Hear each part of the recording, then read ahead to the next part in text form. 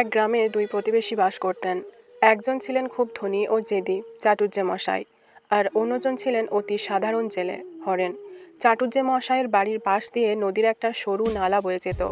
একদিন তিনি ঠিক করলেন ওই নালাটা বন্ধ করে দেবেন, যাতে গ্রামের অন্য কেউ সেখান দিয়ে জল না নিয়ে যেতে পারে। তিনি বড় বড় পাথর আর মাটি দিয়ে নালাটি আটকে দিলেন। ভাবলেন, এখন এই জল শুধু আমার বাগানেই থাকবে। কয়েকদিন পর দেখা গেল নালার জল আটকে গিয়ে সেখানে পচা কাদা জমে গেছে। জল আর আগের মতো স্বচ্ছ নেই, মশায় ভরে গেছে।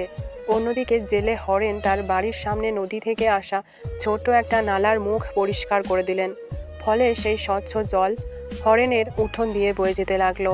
চাটুজ্জে মশাই রেগে গিয়ে বললেন, হরেন, তোর ভাগ্য তো খুব ভালো, আমার জল পচে গেল, আর তোর ওখান দিয়ে দিব্যি ঝর্ণার মতো জল যাচ্ছে। হরেন হাত জোর করে শান্তভাবে বলল, কর্তামশাই, জলকে আটকে রাখলে তা পচে যায়, কিন্তু জলকে পথ করে দিলে তা সজীব থাকে। জীবনটাও ঠিক তেমনি।